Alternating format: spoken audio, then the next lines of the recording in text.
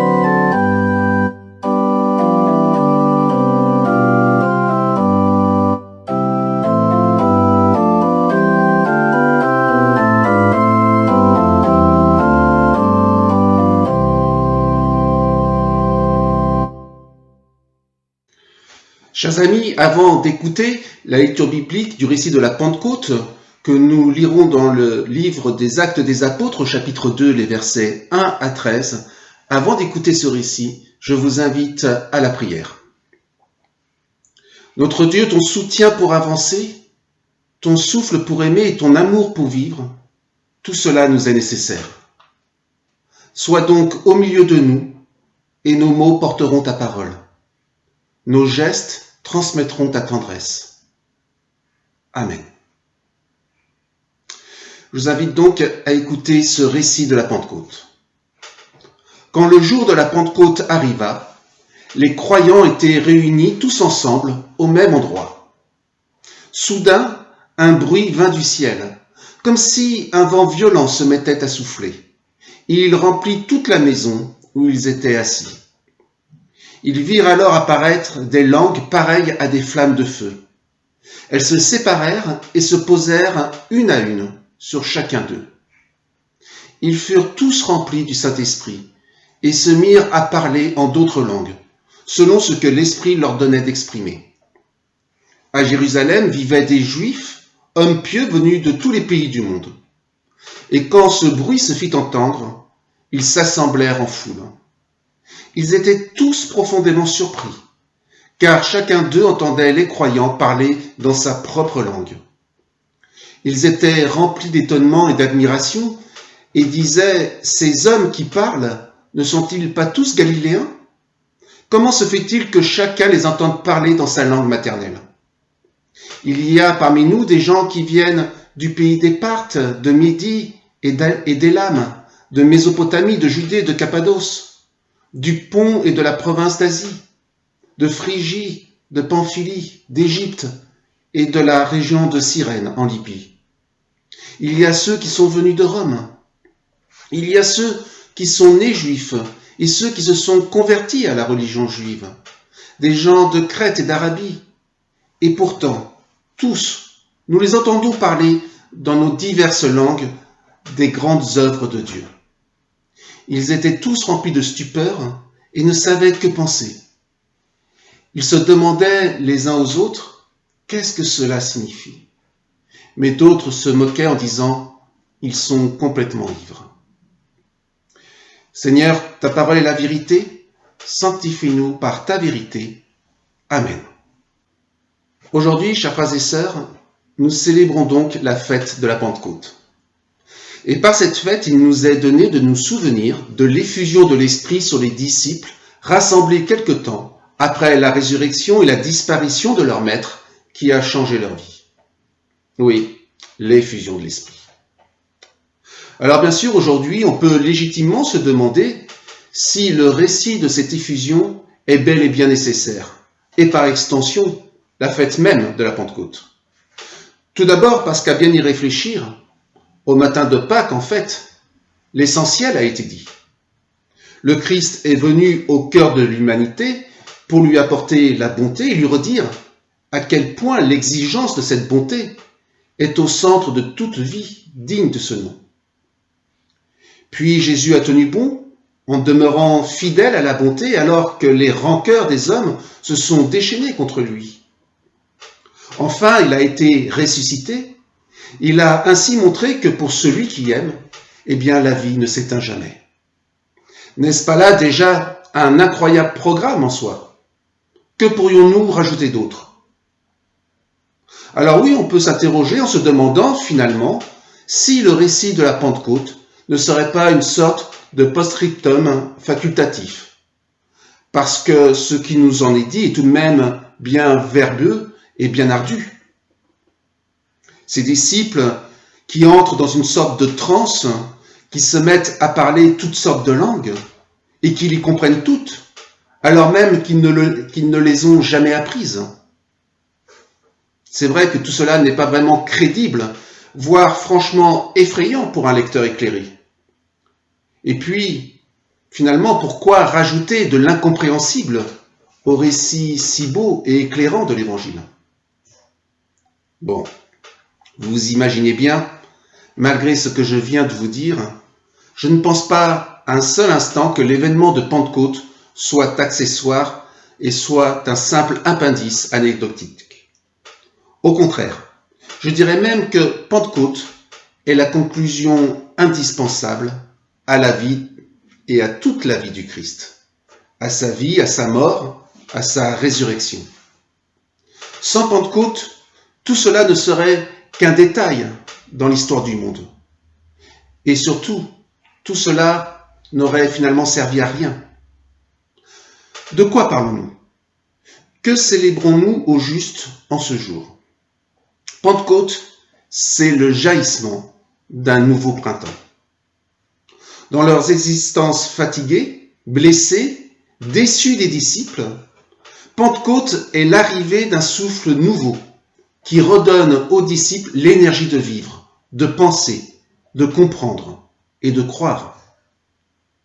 C'est bien beau de préserver en soi le souvenir du Christ, la nostalgie de l'affection dont il rayonnait, de l'énergie qu'il employait pour guérir les autres et pour raviver en eux l'envie et l'espoir. C'est bien beau de ruminer les paroles et les conseils qu'il leur a laissés pour poursuivre l'œuvre qu'il a entreprise. Mais tout cela semble bien vide et inutile pour les disciples s'ils ne retrouvent pas d'abord, tout au fond d'eux-mêmes, le souffle pour se lever, la force et l'espoir pour se remettre en route, et ce feu intérieur pour se montrer chaleureux, communicatif et rester en éveil. Oui, c'est du jaillissement d'un nouveau printemps dont ont besoin les disciples dans leur vie. Comme nous d'ailleurs, nous en éprouvons le besoin dans nos propres existences. Car parfois, nous avons beau savoir qu'il n'y a pas de vie sans amour, la force, tout simplement, nous manque pour aimer. Il y a bien des moments où nous voudrions bien nous montrer ouverts, accueillants et pleins de patience, mais la force nous manque pour être cohérents avec nous-mêmes. Oui, certains jours, nous aimerions pouvoir rester confiants, comme l'Évangile nous y invite, mais la force nous manque pour espérer. Le jour de la Pentecôte, alors que les disciples sont rassemblés, voici que soudainement un souffle se lève, un souffle qui les enveloppe et les saisit et qui les dynamise de l'intérieur. Les disciples retrouvent cet enthousiasme et cette énergie qui les avait quittés quelques semaines plus tôt. Le Christ est ressuscité et monté au ciel. Maintenant, ce sont eux qui ressuscitent, qui retrouvent leur force et leur élan vital pour continuer à être pleinement vivants et à semer la bonté à leur tour sur la terre. Et à leur suite, 2000 ans plus tard, je crois que nous sommes tous invités, nous aussi, à nous relever avec eux et à puiser l'énergie pour continuer à perpétuer la vie évangélique dans notre monde. Le vent se lève, des flammes descendent du ciel, et voici que les disciples se comprennent les uns les autres, nous dit le texte. Malgré la différence des langues et malgré tout ce qui peut les séparer. Nous pourrions dire qu'ils se trouvent tous sur la même longueur d'onde, unis les uns aux autres, et ils se mettent à chanter les merveilles de Dieu. On le voit, la première conséquence de l'arrivée de l'Esprit, c'est donc la force de sortir de soi-même, l'énergie pour s'ouvrir et pour se relier aux autres. N'est-ce pas d'ailleurs, chers amis, ce dont nous avons tous le plus besoin? Mais comment faire, me direz-vous, à juste titre? Comment faire pour participer aujourd'hui à l'événement de Pentecôte? Comment faire pour participer très concrètement, dans notre existence, ici et maintenant, à cette effusion de l'Esprit et profiter de son dynamisme? Eh bien, pour être tout à fait honnête, je n'en sais rien. Et le récit que nous avons réentendu tout à l'heure ne nous aide pas beaucoup en la matière. L'Esprit souffle où il veut, dit l'Écriture, et nul ne peut le maîtriser. Et pourtant, il y a un détail qui peut nous mettre la puce à l'oreille. Souvenez-vous, le Christ avait pu dire à ses disciples, avant de les quitter, qu'il leur enverrait l'Esprit et qu'il leur donnerait le souffle et la force nécessaires pour continuer la route sans lui. Le jour de la Pentecôte, ils ont donc incontestablement été surpris par ce qui s'est passé. Mais ils l'attendaient. Et nous, qu'est-ce que nous attendons aujourd'hui encore dans notre vie? Qu'un souffle nouveau nous soit donné? Sommes-nous toujours ouverts à l'Esprit qui viendrait nous visiter? Car voyez-vous, j'en ai la profonde conviction et j'en fais l'expérience toujours à nouveau avec le même étonnement. L'Esprit souffle autour de nous. Et même, je crois qu'il ne s'agit pas d'un simple courant d'air frais qui toucherait tantôt l'un, tantôt l'autre d'entre nous. Non, j'ai vraiment l'impression que nous nageons dedans, comme le poisson nage dans la mer. Pour avoir part à l'Esprit, il n'y a donc rien à faire si ce n'est de l'attendre en se rendant disponible, de se laisser envelopper par lui, de s'ouvrir à lui et de le laisser agir en nous. Et d'ailleurs, j'ajouterais volontiers, l'Esprit ne se manifestera probablement pas de manière aussi démonstrative que ce jour-là à Jérusalem. D'ordinaire, je crois qu'il s'exprime, il nous rejoint plutôt au travers des éléments les plus simples et les plus ordinaires de nos existences. Lorsque le passant que je croise me sourit, ou lorsqu'une bonne discussion avec un ami me sort de ma mélancolie et me redonne un peu d'élan, n'est-ce pas l'Esprit qui me visite? Lorsque j'écoute quelques mesures d'une musique, que je parcours quelques pages d'un bon livre, ou que je participe à une célébration qui m'apaise, N'est-ce pas l'Esprit qui me visite? Dans le soleil qui réchauffe mon visage, à la vue par exemple d'un magnifique paysage de montagne, dans les gestes de tendresse de tous ceux qui partagent ma vie, dans leur simple présence à mes côtés, j'en fais alors l'expérience. L'Esprit vient à moi, comme dans 1001 autres circonstances de ma vie. Il se glisse dans les êtres, les choses et les événements à leur insu, pour m'insuffler la force et l'élan dont j'ai besoin pour avancer. Par petites doses, oui, mais tous les jours, un peu. Non, chers amis, il n'a rien à faire pour avoir part à l'effusion de l'Esprit. Simplement se laisser toucher.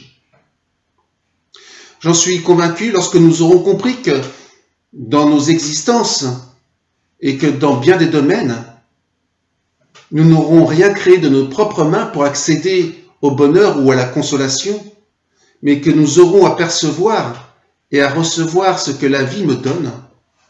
J'en suis alors convaincu, nos existences auront profondément changé. Aujourd'hui, je n'ai pas de recette miracle à transmettre, mais simplement cette profonde conviction et cette confiance. Dieu vient bel et bien à nous par son esprit quotidiennement. Pour autant que l'on accepte l'idée qu'il puisse se cacher dans les petits miracles et les petites étincelles de la vie ordinaire. Chers frères et sœurs, j'aimerais ajouter encore une chose. La venue du Saint-Esprit n'a rien à voir avec l'appartenance à une église ou à une autre. Ce n'est pas l'affaire d'une culture particulière, d'une caste particulière. Ça n'a aucun lien avec un vocabulaire adapté, ni avec une manière particulière de prier ou des formules incantatoires. L'Esprit Saint, c'est pour tout le monde. L'Esprit Saint, c'est pour toute personne qui se laisse toucher par le souffle de confiance, de tendresse, d'amour et de fraternité qui traverse ce monde, discrètement, en filigrane. Et il est intéressant à ce sujet de relever qui étaient les personnes présentes dans ce récit, lors de la première Pentecôte. Des Juifs de Galilée et des Juifs de toutes les régions, de Rome en passant par la Grèce et l'Égypte, jusqu'à l'Iran actuel. Oui, des Juifs de pure souche et des expatriés. Il y avait même, nous dit le texte, des prosélytes, c'est-à-dire des nouveaux convertis. Alors, notez bien, pas des croyants 18 carats en fait, non, un peu de tout. Des gens de la campagne et des gens de la ville. Des gens instruits et des gens avec beaucoup moins de culture. Et c'est l'ensemble de ce petit peuple bigarré et hétéroclite qui perçoit ce jour-là quelque chose d'un souffle nouveau qui se répand sur le monde. Alors non, l'effusion de l'esprit, ce n'est pas particulièrement ni pour les purs, ni pour l'élite religieuse. Pentecôte, c'est un jour où il n'y a rien de particulièrement extraordinaire à voir ou à contempler.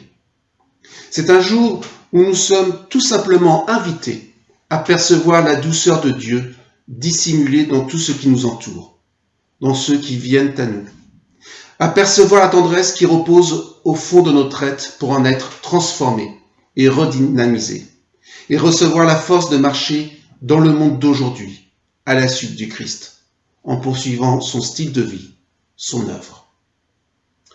Saint François d'Assise déclarait « Le Seigneur m'a fait voir que la plus haute activité de l'homme et sa maturité ne consiste pas dans la poursuite d'une idée ou dans l'édification de constructions grandioses, mais dans l'acceptation joyeuse de ce qui nous entoure. L'homme qui poursuit son idée et passe sa vie à édifier reste enfermé sur lui-même. Il ne communie pas vraiment aux êtres. Il ne fait jamais connaissance avec l'univers. Il lui manque le silence, la profondeur et la paix. La profondeur d'un homme est dans sa puissance d'accueil. L'homme qui accueille la réalité qui l'entoure entendra l'esprit lui parler. Je vous invite à la prière.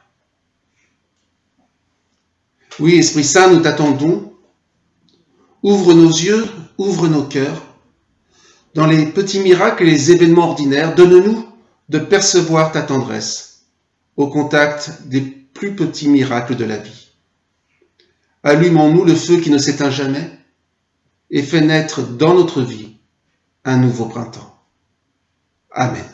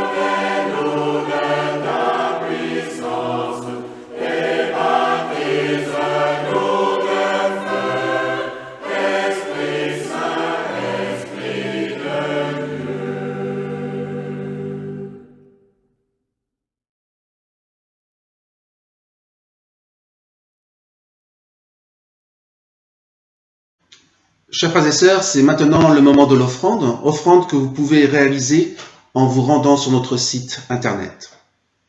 L'offrande a sa place dans chaque fête. Elle a une valeur de signe. Le don matériel exprime le don des cœurs. C'est une manière bien simple de dire merci, car le don de l'esprit nous permet d'être reconnaissants.